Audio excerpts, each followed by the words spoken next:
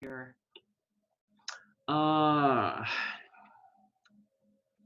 So welcome to each of you. I just got done from an hour-and-a-half meeting of the faculty where there was vigorous discussion as far as what to do about grades, changes to the grading policy, should all classes become pass-fail, and it wasn't resolved. It went from 12:30 to 2, and the meeting had to be continued probably tomorrow or something because there was just a lot of disagreement and a lot of complexities of how to make changes into a grading scheme.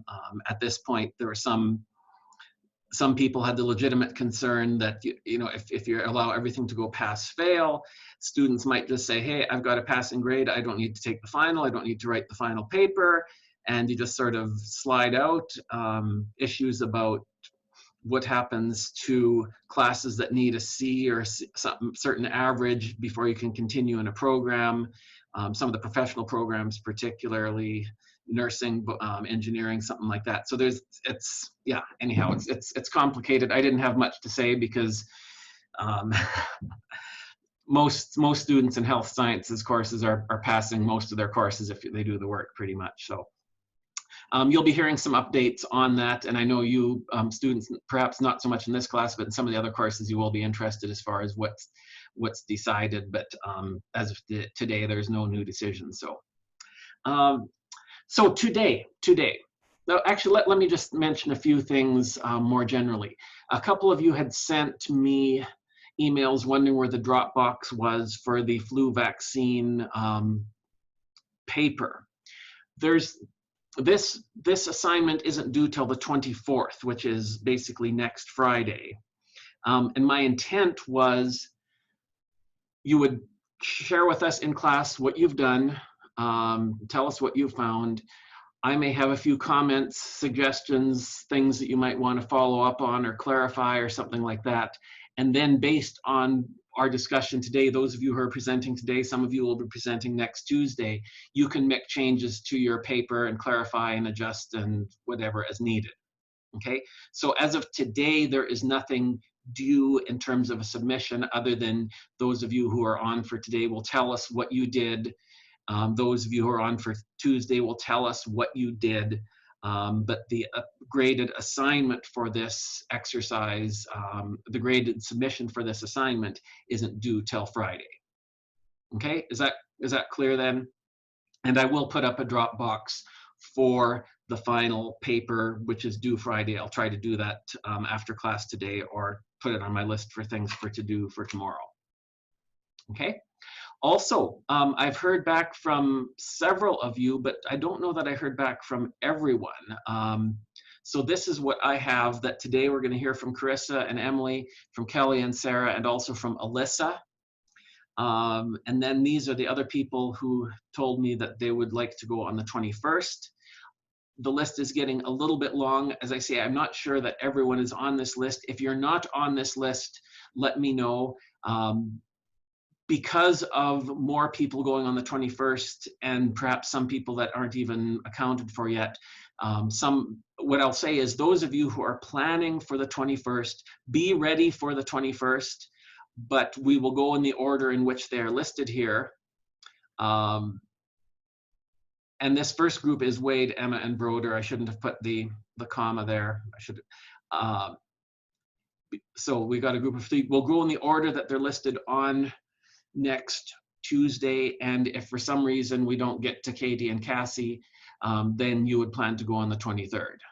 Okay, but be ready for the 21st. Is that clear then? Okay, and if you haven't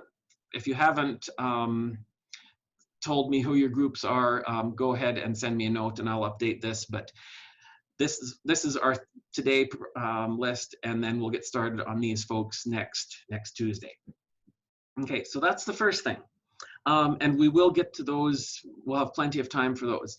I did want to look at, and I sent this to you. I hope you had a chance to look at it. Again, I'm always gleaning around, finding interesting things. This National Vital Statistics System paper, which is specifying what counts as a COVID-19 death. Okay, so you should have seen it. It's on Moodle. I sent you the link yesterday. I just came across this in the past couple days, so I thought it was interesting and relevant, and it's actually caused a certain amount of controversy, particularly in the, shall we say, the alternate medical profession, or people who are suspicious of government and motives. As you read through it, as you scanned through it, what did you find in this paper that might cause some eyebrows to be raised, some suspicions to be raised? Anyone want to jump in?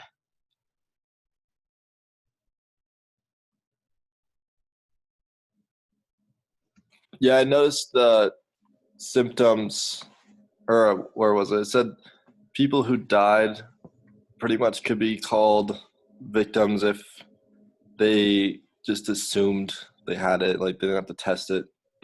So are you talking about, so that's Palmer jumping in here, The very end paper. this last part here? Yeah, the one in bold.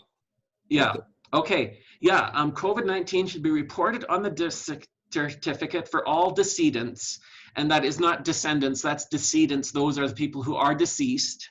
That's a word that you may not have encountered before. Where the disease is caused or assumed to have caused or contributed to the death. Certifiers should include as much detail as possible based on their knowledge. If the decedent had other chronic conditions such as COPD or asthma, that may also have contributed. These conditions can be reported on Part 2. So what they're saying, and this is guidance from the National Vital Statistics system. This actually, I encountered this, and I'll give you a little bit of a flavor of it. There's a physician in Montana who, in some of the YouTube channels and people talking about it, has raised concern about this, and basically whether or not the numbers are being padded or being accentuated beyond what they should be. Okay, and you can see how this, because it's not as though a positive test is required. If it is assumed to have caused or contributed to death, go ahead and put it on. Okay, and so that's, some people are saying that that's a little bit perhaps making it sound more than it might be. So that was the main thing. I just wanted to point out a couple other things. So they have come up with a new ICD code. Remember earlier in the semester we talked about ICD codes, International Classifications of Disease. So there's a new code that's being implemented. If a death certificate reports coronavirus without identifying a specific strain, the National Center for Health Statistics will ask states to verify it, whether it was COVID-19. What happens if the term reported on the death certificate indicate uncertainty? If the death certificate reports terms such as probable or likely, these should be assigned the new ICD code. It is not likely that the NCHS will follow up. If pending is reported, this would be considered a pending record and they would follow up on it. So just to be really clear, this is a branch of the NIH, which is headquartered in Maryland, and their job is basically to collect statistics about death. And so we've got a new situation, but some controversy associated with it. Yeah, so that I wanted to show you that. I also, just to give you, actually, I will unhide it now. If you're interested in this issue, on YouTube, there is a lecture, a presentation by this woman, Annie Bukacek, who is a physician. Let's see, are you? Annie Bukacek, who is a physician in Kalispell. I'll just play you the first few minutes of it so you can get a flavor of what she is saying, and if you're interested, you can follow up on it. If you don't care, so be it, but I think it's relevant and might be of interest to some of you.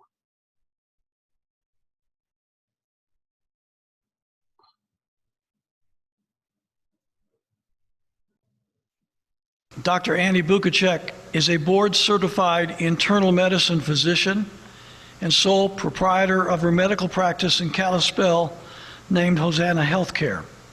She's been practicing medicine for over 30 years, most of those years in Montana.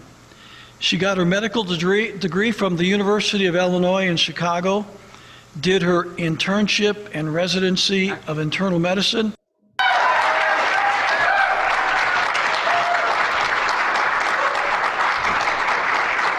Thank you, and thank you for the introduction. At a time where telling the truth is considered a threat to national security, we're very blessed to have a pastor who tells us the truth. We are blessed beyond measure. So I'm going to read this so that I make sure I don't give excessive commentary. So I'm going to talk about death certificates today. The decision for unprecedented government-mandated lockdowns has been based on the alleged death rate of COVID-19. Is this death rate based on truth? I posted the following question on Facebook yesterday. This is the question. Know anybody personally with baseline good health who has been hospitalized for COVID-19 alone or allegedly died from COVID-19? That was my question. I asked the question this way because if you know someone personally, you may know their baseline health status and some details of the case. And being tested positive for COVID-19 does not mean you have the disease. Even asking the question this specifically, I still got some people saying their spouse knows a friend who's of a nephew in New York. And some who answered yes but didn't give the details, even though I asked them, could you please submit some more details? I got over 350 comments and received dozens of no answers, if not scores. Last I counted, there were 3 or 4 who answered yes and said their case fit the criteria, and they gave me some details. But even those 3 or 4, giving them the benefit of the doubt that they were answering honestly to the best of their knowledge, does that mean the person they described was actually stricken with COVID-19? Inquiring minds want to know, are the reported deaths from COVID-19 truly deaths from COVID-19? To address this question, we need to discuss death certificates, since death certificates are the basic source of information about mortality. The discussion of death certificates is not a fun one. We have all grieved so many losses in our lifetimes. Still, we need to talk about it because they are the basis of the so-called death rate of COVID-19. History-changing decisions are being made due to these figures, despite the fact that they are flat out wrong, based on data that is insufficient and often inaccurate. Few people know how much individual power and leeway is given to the physician, coroner, or medical examiner signing the death certificate. How do I know this? I've been filling out death certificates for over 30 years. More often than we want to admit, we don't know with certainty the cause of death when we fill out death certificates. That is just life. We are doctors, not God. Autopsies are rarely performed, and even when an autopsy is done, the actual cause of death is not always clear. Physicians make their best guesstimate and fill out the form. Then that listed cause of death, whatever we list, is entered into a vital records data bank to use for statistical analysis, which then gives out inaccurate numbers, as you can imagine. Those inaccurate numbers then become accepted as factual information, even though much of it is false. So, even before we heard of COVID-19, death certificates were based on assumptions and educated guesses that go unquestioned. When it comes to COVID-19, there is the additional data skewer that is, get this, there is no universal definition of COVID-19 death. The Center for Disease Control, updated from yesterday, April 4th, still states that mortality, quote-unquote, data includes both confirmed and presumptive positive cases of COVID-19. That's from their website. Translation, the CDC counts both true COVID-19 cases and speculative guesses of COVID-19 the same. They call it death by COVID-19. They automatically overestimate the real death numbers by their own admission. Prior to COVID-19, people were more likely to get an accurate cause of death written on their death certificate if they died in the hospital. Why more accurate when a patient dies in the hospital? because hospital staff has physical exam findings, labs, radiologic studies, etc., to make a good, educated guess. It is estimated that 60% of people die in the hospital. But even those in hospital deaths, the cause of death is not always clear, especially in someone with multiple health conditions, each of which could cause the death. Clear-cut causes of death might include traumatic brain injury, say from a car accident, intractable seizures or asthma, sepsis from overwhelming infection, respiratory arrest from a COPD exacerbation, ruptured aneurysm, metastatic cancer, massive acute heart attack, stroke, or pulmonary embolism. I will talk more in a little bit about why inaccuracy in the cause of death has declined for hospital deaths with the introduction of COVID-19 testing. There are also unclear causes of death in ambulances. That's a reality.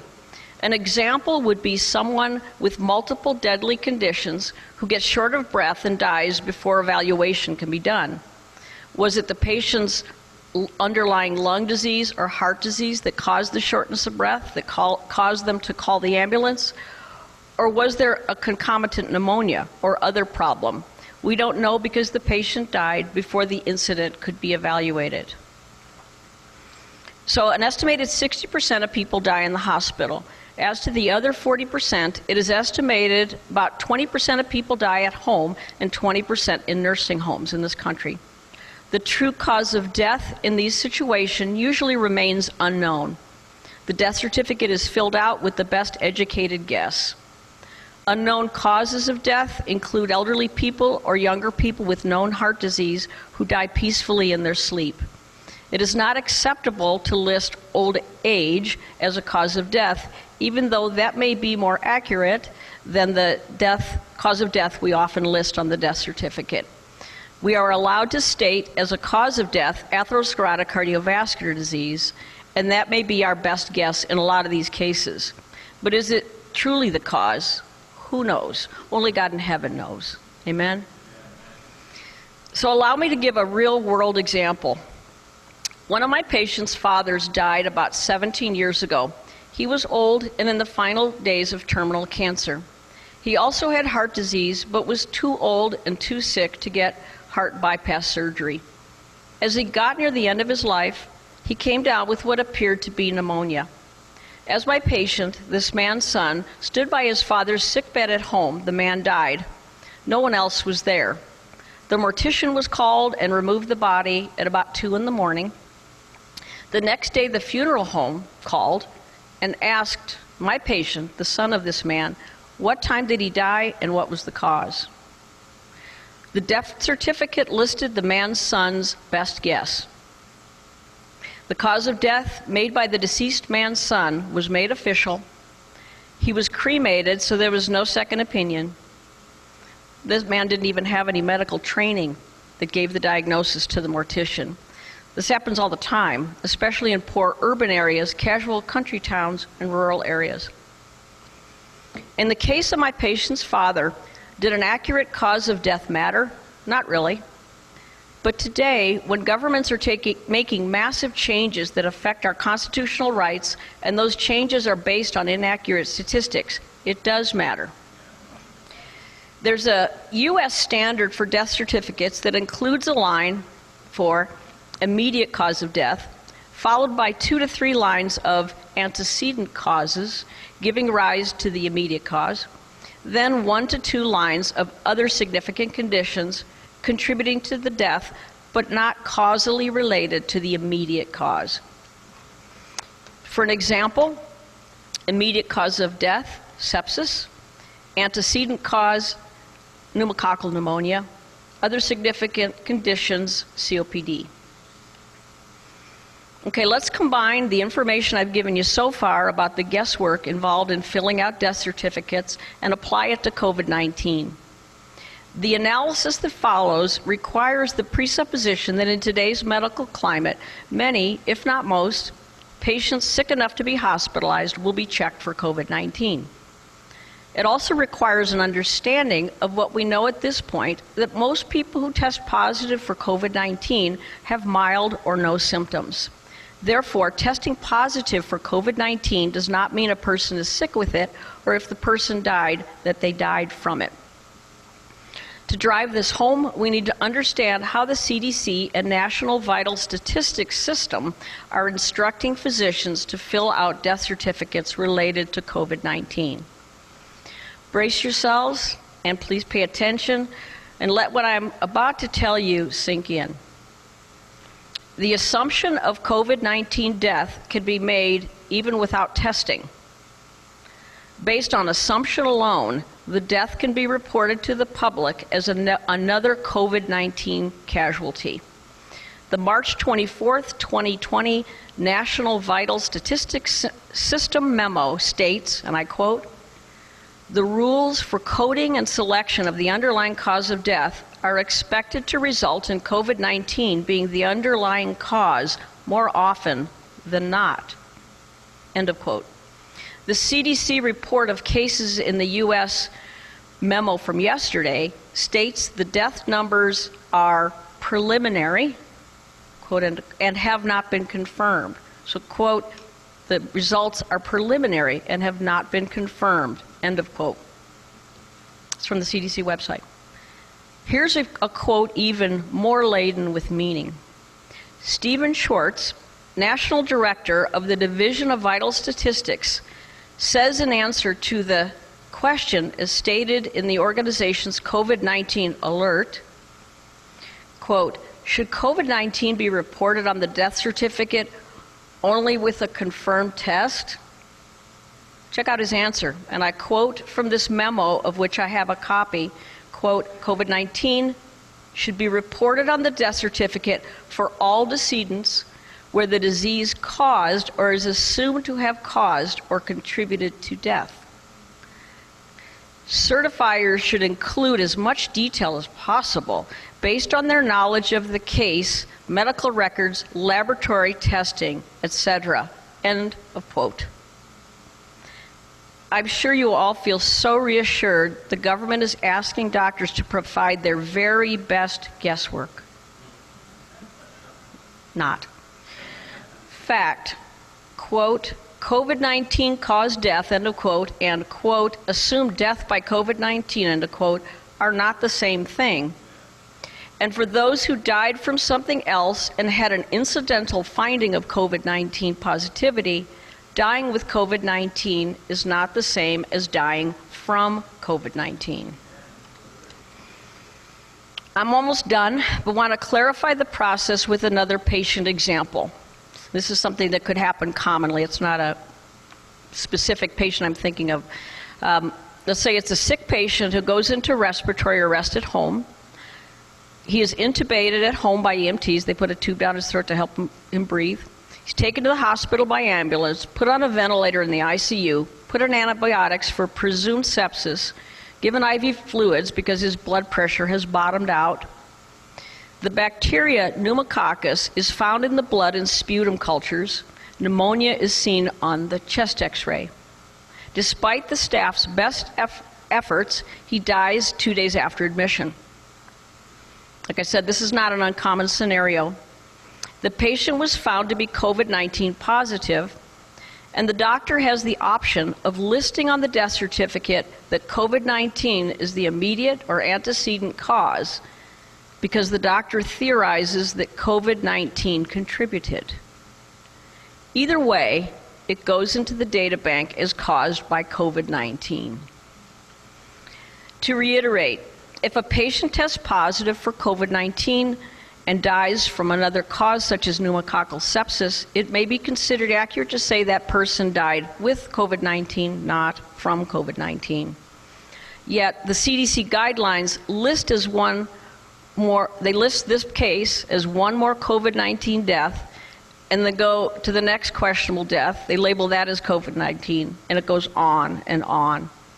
You could see how these statistics have been made to look really scary when it is so easy to add false numbers to the official database. Those false numbers are sanctioned by the CDC as of their memo yesterday, April 4th. I have made physical copies of those memos in case more people start looking at their website and they decide it's too much truth for us. I hope I was able to make my point. The real number of COVID-19 deaths are not what most people are told and what they then think. How many people have actually died from COVID-19 is anyone's guess. Again, God only knows. But based on how death certificates are being filled out, you can be certain the number is substantially lower than what we are being told. Based on inaccurate, incomplete data, people are being terrorized by fearmongers into relinquishing cherished freedoms. Thank you. So what do you think of this woman? Talk to me. So she's a medical doctor. You'll recall earlier in class, we talked about medical records very briefly as a source of epidemiological data, and suddenly this explodes on us. And I thought it was really interesting to hear this perspective of a practicing physician who has been filling out medical or death certificates for 30 years, and also tying that into the document that we looked at earlier. Thoughts, response, does it change your outlook perhaps when you hear these numbers at least a little bit? What do you think, Eric? What's your thoughts, response to what she said? I think it's very eye-opening, just because everyone's so frantically nervous about all the deaths that are happening, but we aren't certain how many there actually are. Like she said, it's all just estimates and guessing. Yeah. The rest of you, if you don't have your screen, turn your screen on so we can see your faces and chat about it a little bit more. I had mentioned earlier, but I want to reiterate it, and she mentioned as well this idea of dying with versus dying of. And I think she made that really clear in her example there with pneumonia, pneumococcal pneumonia, her last hypothetical example there, where, well, the person tests positive, but do we call that the immediate cause of death, the antecedent cause of death, or then she said there's other lines on the death certificate to say other non-causal factors.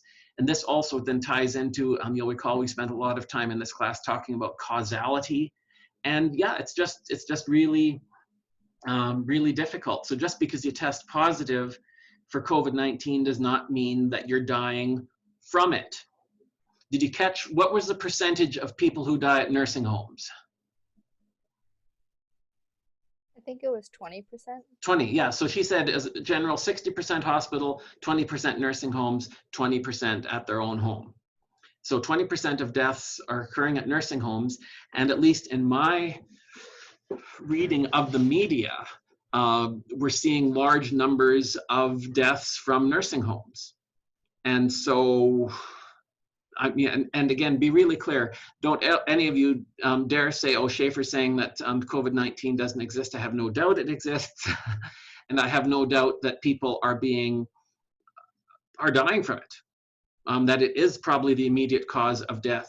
But I want to, this makes it explicitly clear, and I'd been hinting at it previously, but now being backed up by a medical physician, a medical doctor, not just a college teacher, that it is almost certain that the numbers that you see from Johns Hopkins or on the New York Times saying how many COVID-19 deaths there are in New York or in Montana or wherever you might be looking, that there are substantial numbers in there that is not the immediate cause of death. And that is supported by what we see, the guidance that the coroners, that the physicians are being given by the National Center for Health Statistics, that even if you just suspect it, never mind a confirmed test, even if you just suspect it, you put that on the death certificate, and the numbers tick up one more, and we've got 600 or 900 deaths in a day in New York City, and we were sort of freaking out thinking this is killing 1,000 people a day in New York City,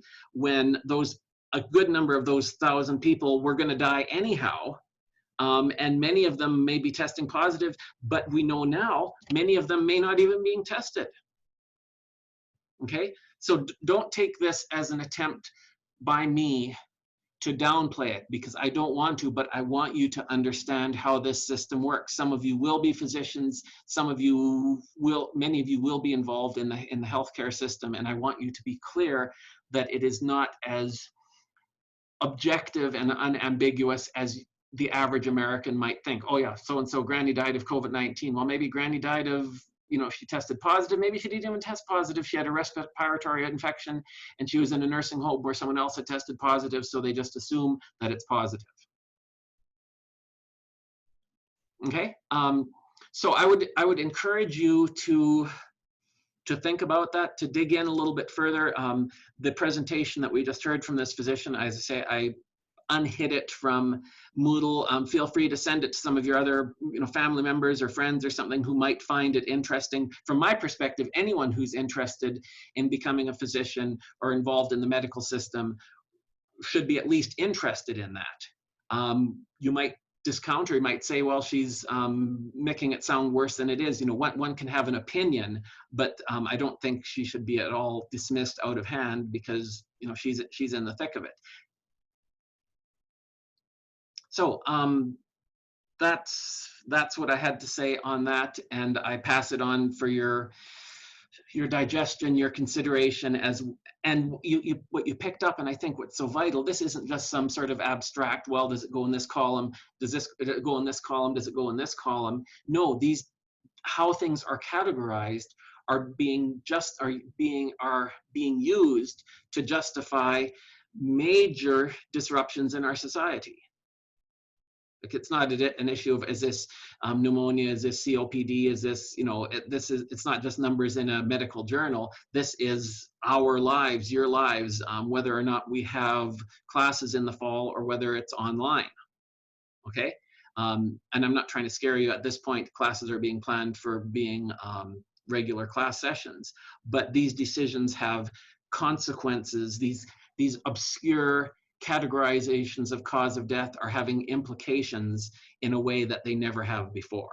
And so I think it's fair to be critiquing and taking a close look at this system. Yeah, I also wanted to say, I think a good idea would be to look at the national amount of deaths there were before COVID was even a thing, then compare that to now, like daily deaths. Mm-hmm. Just throughout the nation, and then if there's a huge difference, then then it would be concerning. But if there's not, then yeah, I think you're right. Yeah. Several weeks ago, I did see data like this, and this was probably sometime in March. They were making actually the claim that the death rates were lower despite the emergence of viral-related disease. I have not seen updated figures, but the death rates are actually lower. And remember in class last week, I showed you something how hospital admissions for heart attacks and strokes are going down. And not totally sure as to why. We talked through that a little bit. So that, I think, would be crucial. And I'll see if I can find anything. If any of you have a chance, or Palmer or others want to dig into it and can find a good source, are we seeing a significant or even a marginal uptick in the number of deaths, the death rate in the versus a year ago? Or is it just that everything's being categorized, or several are being categorized? These, in my honest opinion, these are serious issues, and I want you to use your influence, your skeptical minds, your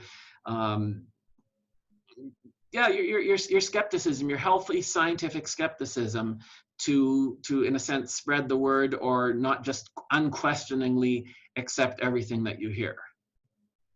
Okay, Sarah.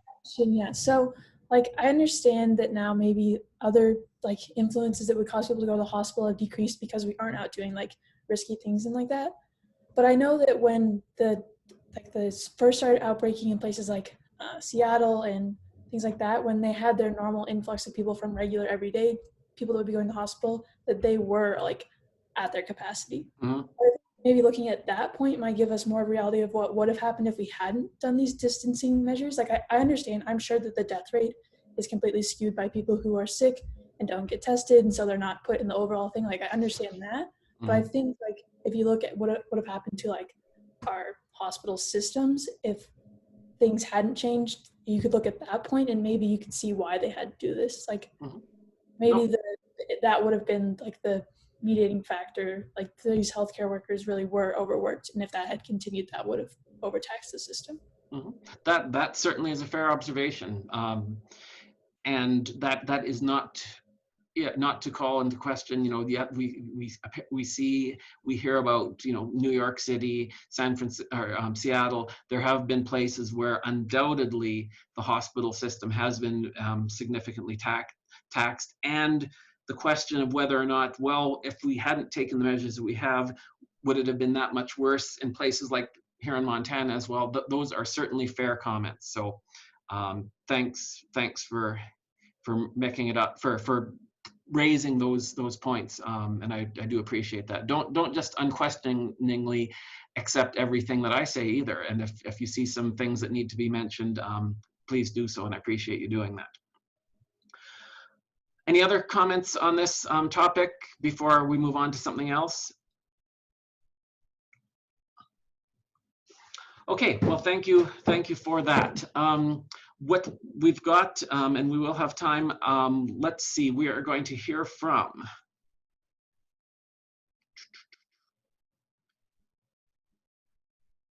so I have down here that we're going to hear from Carissa and Emily, and then Kelly and Sarah, and then Alyssa.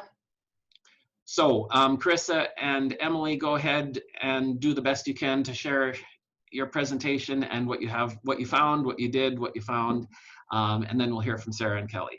So go ahead and share your screen.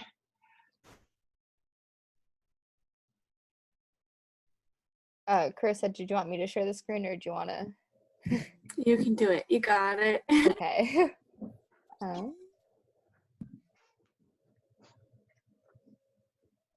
Okay, did that work? Yeah, I can see it. You can. Okay. So I'm Emily. I'm Carissa. So we wanted to test whether students were more likely to get a flu shot if they had a family member in the healthcare field. And so we sent out via email, messaging, and social media, we sent out a survey with various questions relating to this question. And we had 36 participants in total of Carroll students. 28 of those were female and 8 of those were male. And we asked them questions related to what class they were, their age, their gender, and whether they had a family member in the healthcare field, and if they got a flu shot this season or didn't. Yes. And then, so for our results, here's our contingency table. 12 people who had family members in the healthcare field received a vaccine, while 6 people who had family members in the healthcare field didn't. And a few of these people, they said that they were immunocompromised, so they couldn't get the vaccine. And then a lot of people who did get the vaccine said they needed it for work, or they've just been always told to get the vaccine. And then of those who did not have family members in the healthcare field, 10 received the flu vaccine and 8 did not. What we thought was kind of interesting is that out of our 36 participants, it was a 50-50 split of those who had family members in the healthcare field and those who didn't. So we thought that was kind of interesting. And then, so our p-value ended up being 0.7332, which is greater than 0.05, which is the threshold for statistical significance. So our results were not statistically significant, which we kind of put down to maybe the small number of participants, like we only had 36. And then I also found an interesting statistic that the CDC found that more females than males received the flu vaccine. And since our study was primarily composed of female participants, that kind of could have skewed our data. And then we also chose to do a calculated relative risk, and we found that those with a family member in healthcare are 1.2 times more likely to have received a flu vaccine than those without a family member in healthcare. But that wasn't statistically significant, right? Yes. Okay. Did you calculate an odds ratio value as well? We did not. Okay. So if what you might want to do then, or what I'll say, what you should do for this type of a an analysis, the intention was in fact that you do an odds ratio calculation, because this was you've calculated a let's see, just a sec here.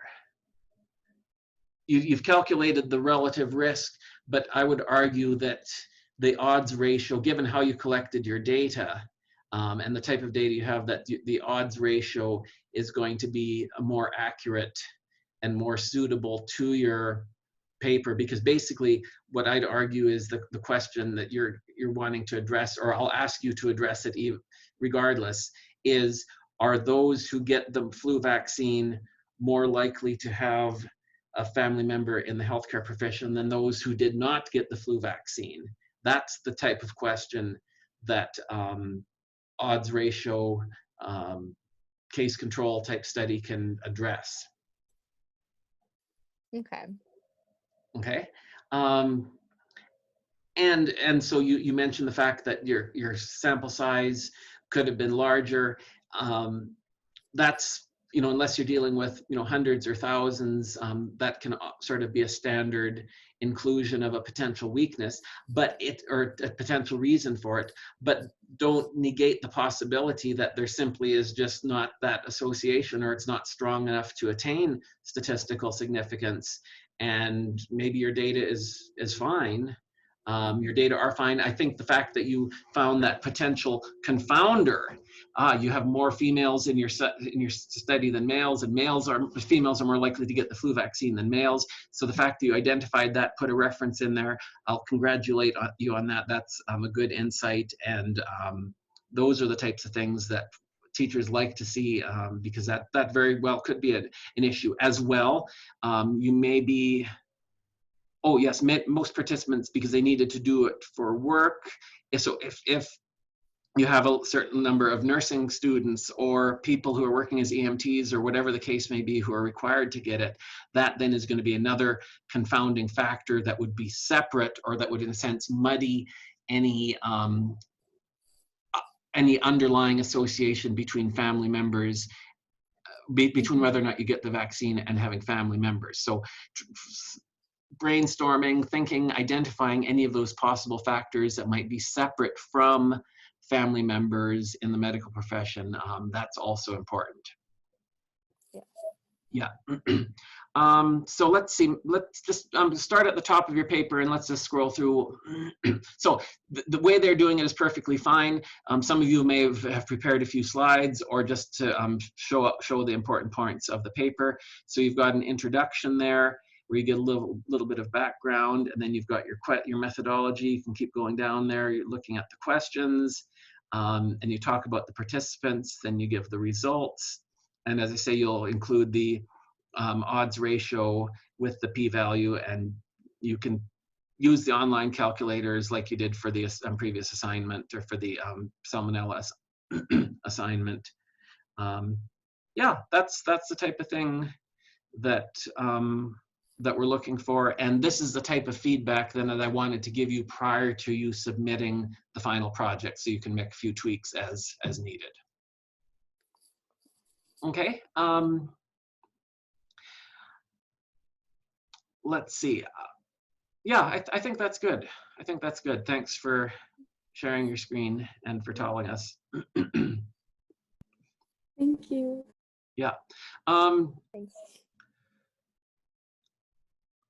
Yeah, so that's a plausible hypothesis. I think I mentioned that I did mention about one student who said that, oh, he didn't get the flu shot because his father, who's a or his uncle who's a physician, says, oh, don't bother with it. So one hears different stories there. So thank you for that. Next, we'll hear from Kelly and Sarah, and they are together. Are you on campus here still, or in town in the apartments? Yeah, we're roommates, so. Okay, very Yeah. convenient.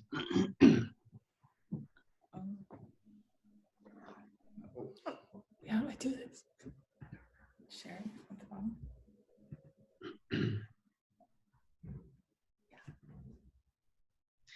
While they're getting things put up there, you'll note that I did look at the salmonella assignment. I have one more assignment to do, the one about blood pressure. I'm getting caught up. This is the last class for me to get caught up in. So I will get that done in the next couple days so you can see precisely what your grade is. My policy remains very relaxed. If you turn in assignment, even if it's a month late, you will get significant credit. I may dock something of you, but it's way better to get 70% than a 0. So if you have missing work, it's never too late, literally until, the last day of class, it's never too late to turn that in, and it will definitely boost your grade, because a 0 in a grade book hurts a lot. Okay, so keep that in mind, and I'd be happy to talk with you. As I say, I'll get probably tomorrow, or by Monday at the latest, I'll have grades entirely updated so you can see precisely where you are. Okay, Sarah and Kelly, go for it. All right, so we did ours about flu vaccination and then job industries that people work in. Does this not, hold on, it doesn't work in the presenting mode, I guess. So we looked up a little bit of history about influenza and thought it was interesting. In the timeline, it started talking about the 1918 flu pandemic, which is something that's kind of been in the news because it's kind of relevant to the way we're treating things today with COVID-19. And so a lot of the outbreaks largely were in the US in military bases, because this was right after the beginning of World War I. And so the draft had started and people were starting to train in these different places, and they were having large infection rates there. So it was actually in the 1940s, with the help of the Army at the University of Michigan, I believe, that they started to develop the first vaccine for influenza.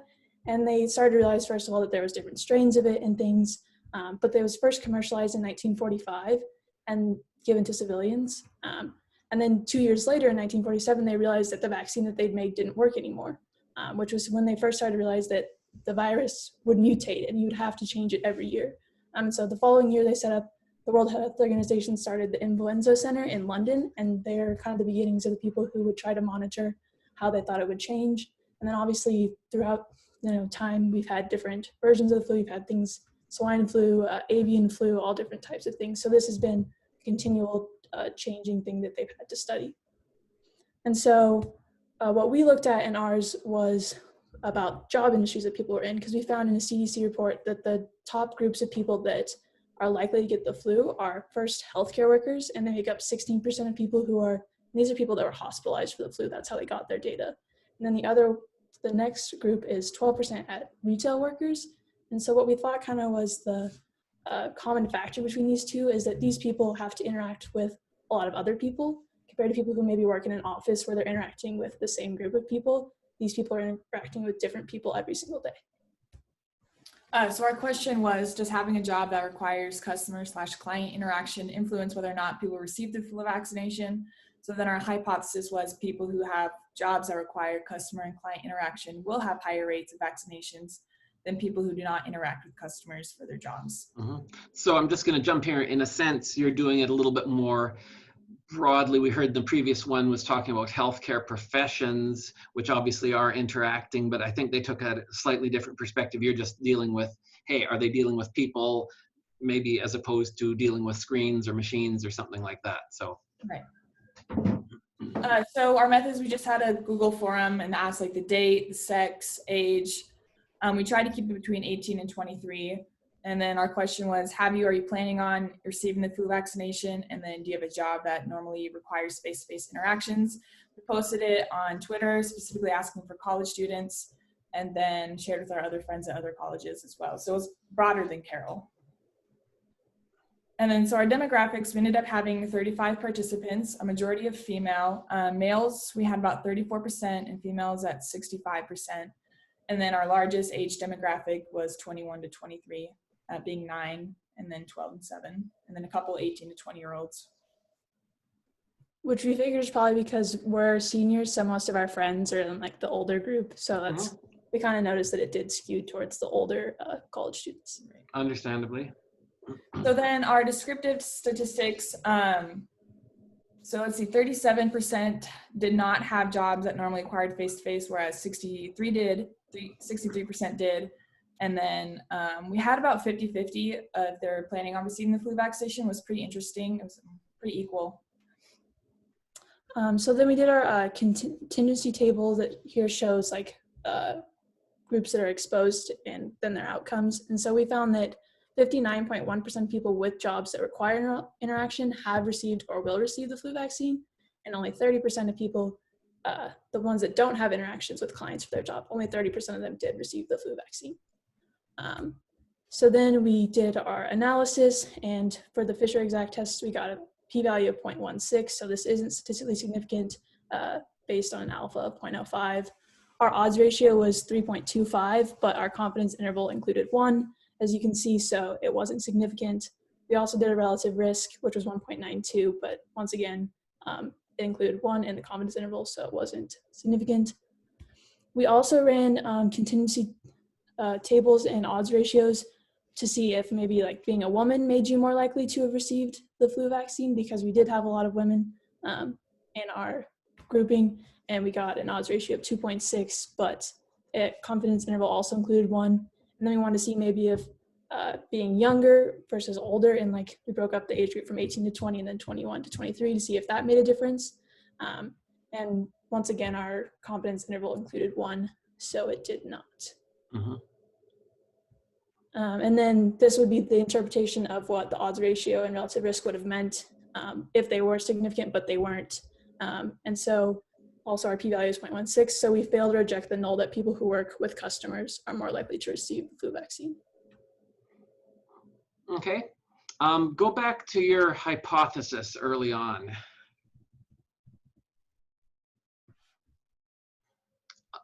So this hypothesis, is it expressed in the terms that you'd address it with a relative risk calculation or an odds ratio?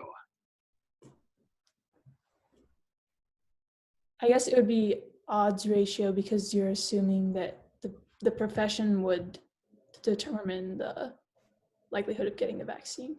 Okay. I'd encourage you to think of it perhaps a little bit different, because remember, an odds ratio,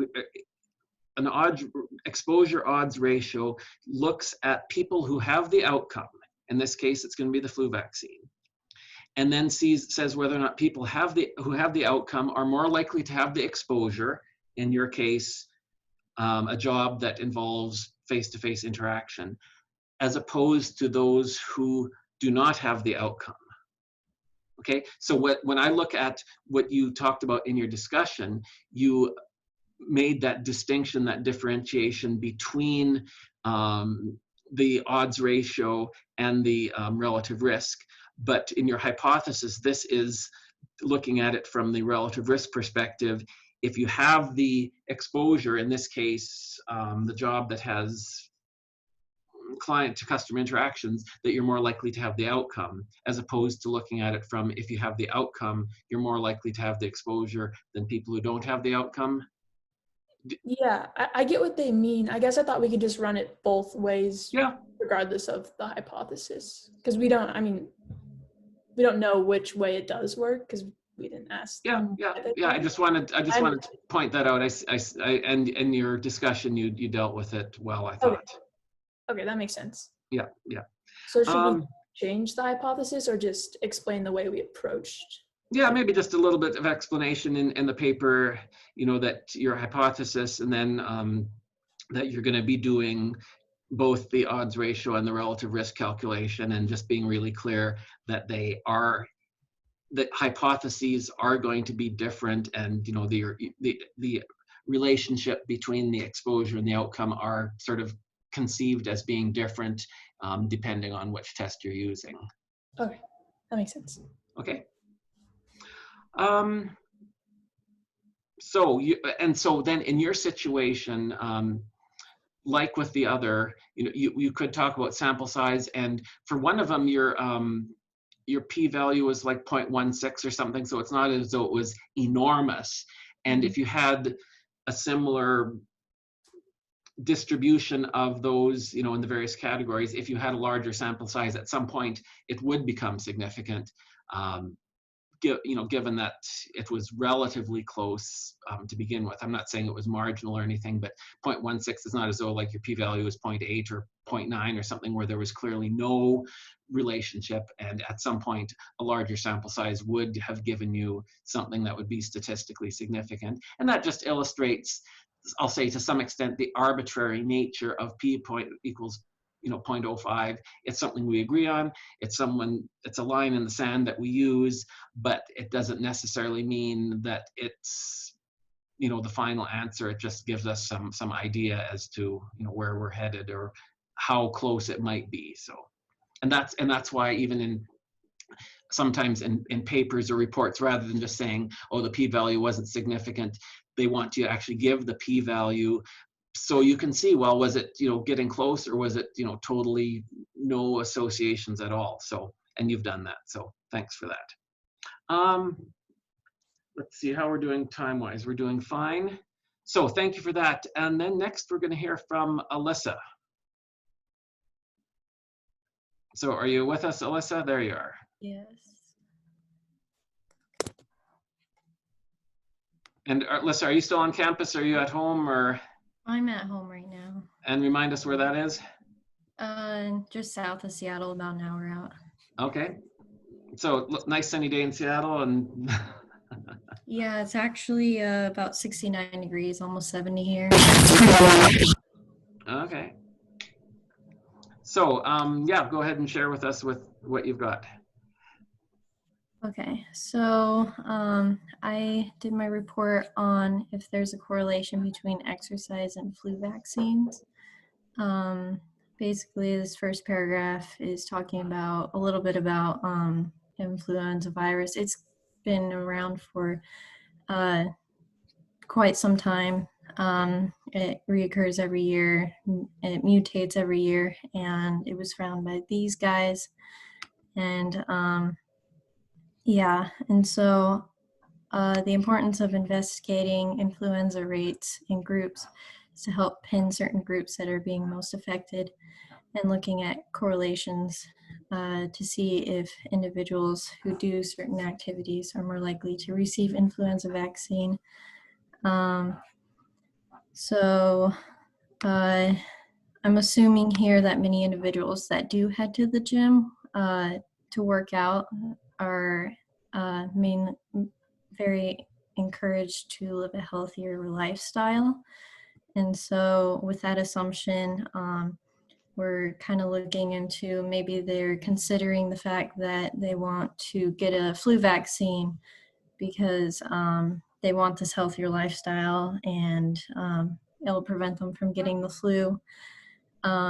There's also the factor that they are probably at a more higher exposure rate by going to the gym because it is a public place and people are sweating and shedding things everywhere. And some people go there when they're sick, maybe with the flu, probably not with the flu, I don't know. And the objective for my study was to find if there's a correlation with leading a healthy lifestyle by heading to the gym to work out and getting the influenza vaccine. So I took a survey through SurveyMonkey between these dates. I posted on Facebook and Instagram to get a little bit of a different set of people put into my study. And I had about, it says a little bit later in the paper, I had about 35 people that responded to my survey, which is a little bit more than what you wanted. And it contained 5 questions, which asked for the gender, age, whether they had received the flu vaccine in the past year, if they go to the gym to work out, and how often they head to the gym.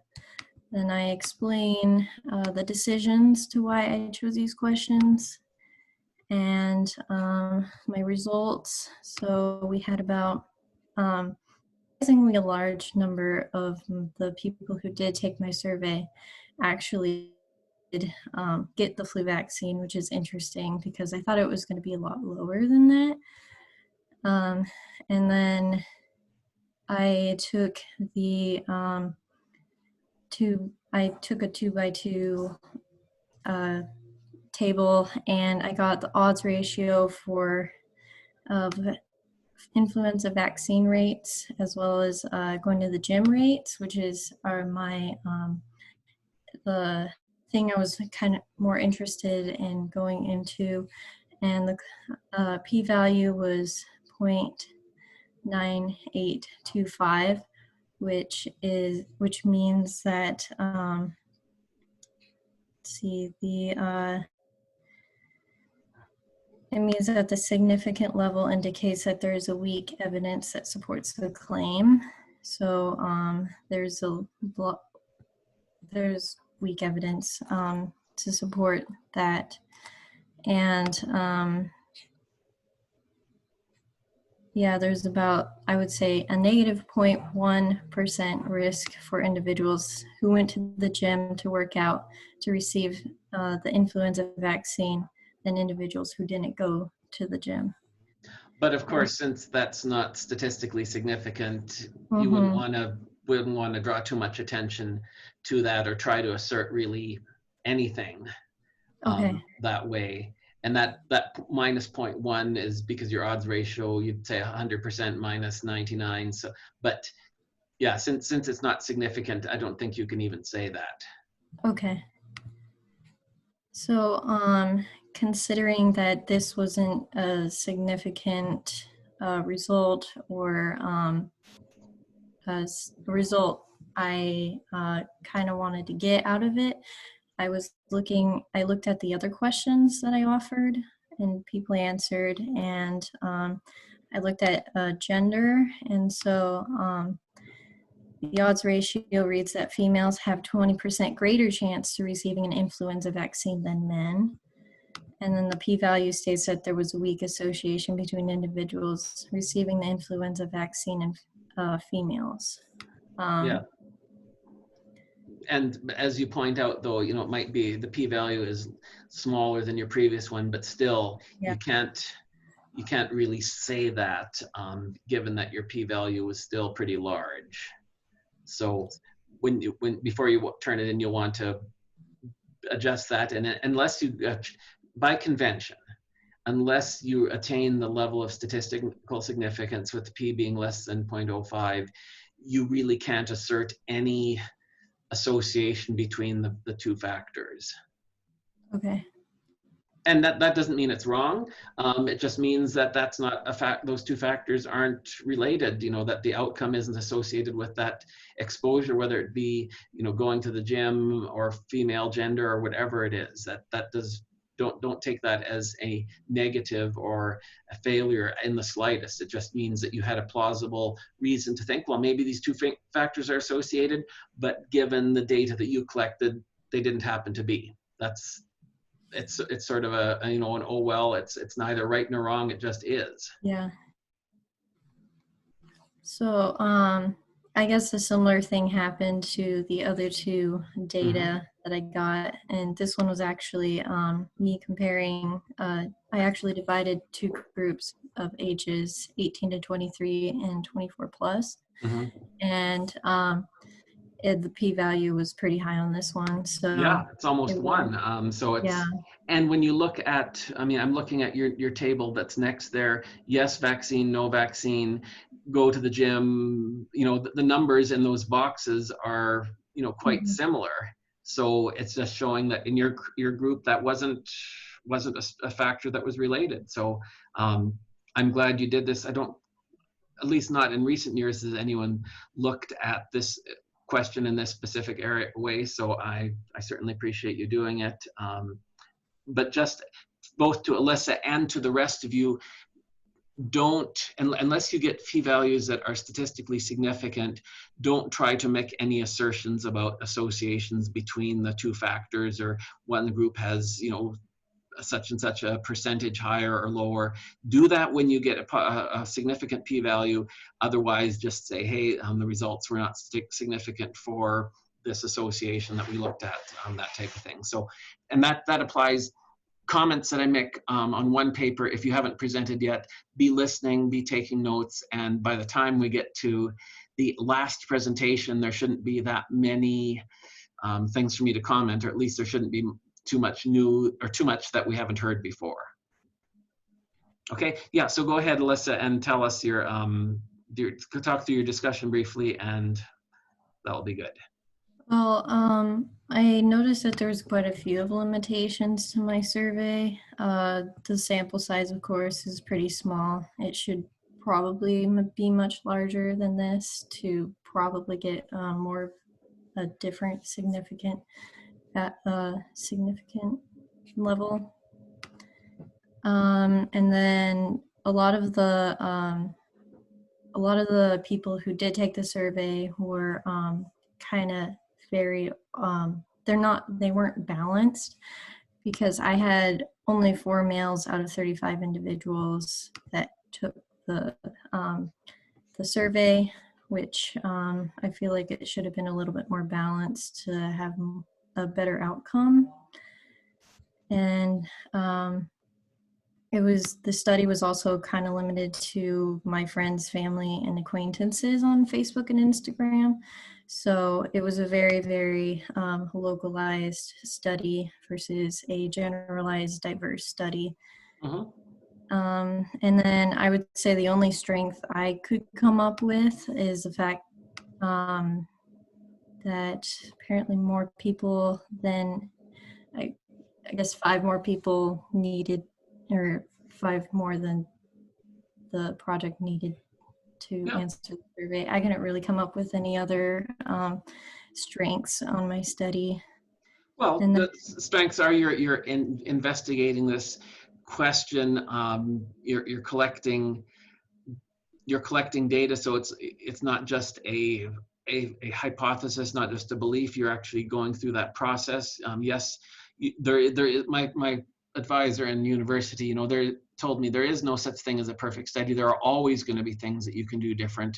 You know, yes, and maybe you had a more random sample, or you had a larger sample, or you got more information, whatever. So you don't need to be sheepish or underplay. Obviously, this isn't going to win anyone a Nobel Prize, and you wouldn't get it published in a journal. It's merely you going through the process on a small scale, which if you become more interested in epidemiology, you might do on a larger scale. And also, I like to think, I hope that just going through this process helps you better understand, okay, how does a case control study work? What can you conclude from it? How do you interpret it?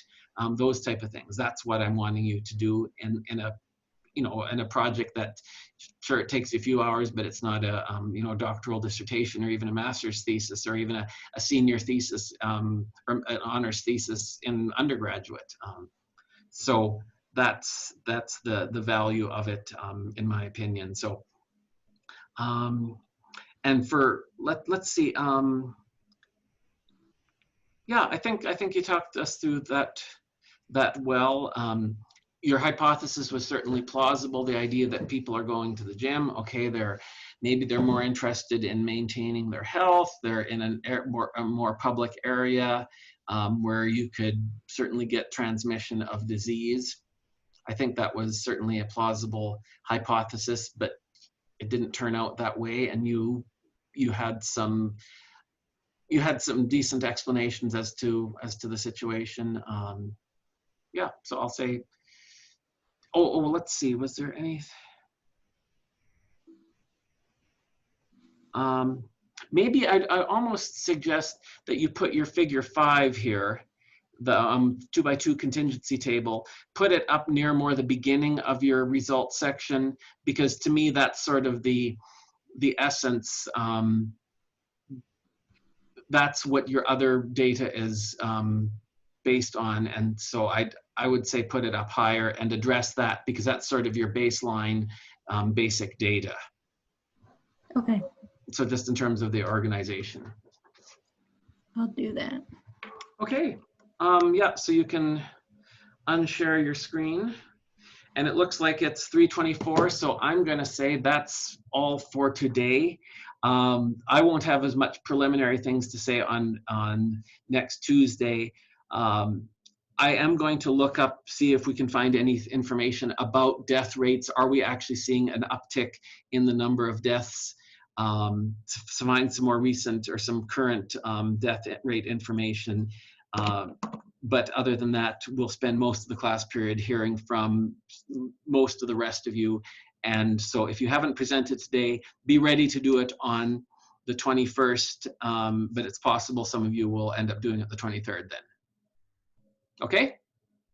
Okay, so I appreciate the input, and I'm envious of some of you who are in warm areas. It's still, this morning, my back porch was all covered in ice, and we'd had snow yesterday, and then it thawed, and then it got quite cold. It was down in the 20s last night. So Danielle is just enjoying Southern California, and people elsewhere who are in warm climates. Yes, yes. Is it getting hot? I had to sit up because my neck started sweating. Oh, okay, okay, okay. Yeah, it's very hot over here. I think it's about 80 degrees. Okay, well, it's beautiful sunny day in Helena, but it ain't near that warm. So, so I will see all of you on next Tuesday. And also remember, if you haven't, I think most people have claimed a Libby article, and that's going to be then in the last week of class that you'll be talking us through public health research on various aspects of the Libby story that we know in pretty good detail now. So things are winding down or winding up, means pretty much the same. And I will see all of you then on Tuesday. So good weekend to you. Courage. Hang in there. I know it's a bit of a rough time. I won't survey each. I did in a class yesterday, basically. How's it going? How do you like online classes? And it seemed pretty consistent that people were having a hard time being motivated.